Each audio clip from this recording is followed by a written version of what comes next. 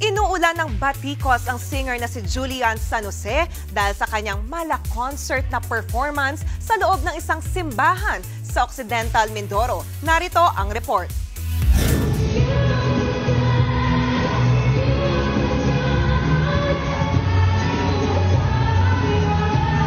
Concert kung concert ang performance level ng actress-singer na si Julian San Jose.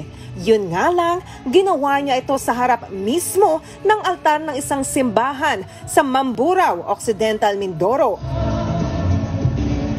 Marami ring pumuna sa suot ng singer na backless at sleeveless na sleek dress. Ayon sa TikTok post ng management ng singer, naimbitahan si Julian bilang special guest performer sa Heavenly Harmony in Concert o Harana para kay Maria na ginanap nitong linggo sa Nuestra Señora del Pilar Shrine and Parish.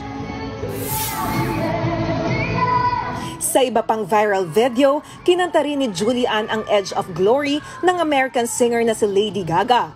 Lumapit pa si Julian sa mga audience sa loob ng simbahan at nakipag-selfie pa sa kanya. Maraming Katoliko at iba pang netizens ang hindi natuwa rito. Kawalan daw ito ng respeto sa simbahang Katolika.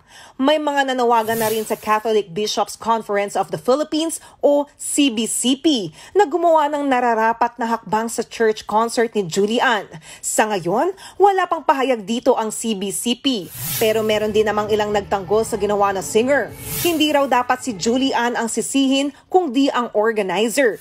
Sinubukan ng News 5 na kunan ang pahayag ng naturang simbahan. Ang sagot lang nila, volunteers lang sila at hindi na raw nila hawak ang desisyon ng kanilang parish priest.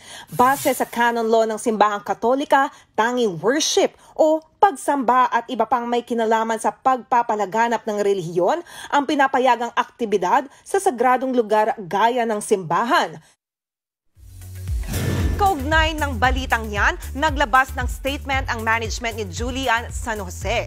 Sa pahayag ng Sparkle GMA Artist Center, inako nila ang responsibilidad sa pagpunta ni Julian sa Nuestra Señora del Pilar Parish sa Occidental Mindoro. Trabaho raw ng management na linawin ang detalye sa mga organizer at i-relay ito sa kanilang artist.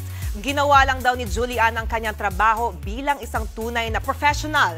Isa rin daw tapat na Katoliko si Julian at wala siyang intensyong bastusin ang simbahan at ang mga miyembro nito.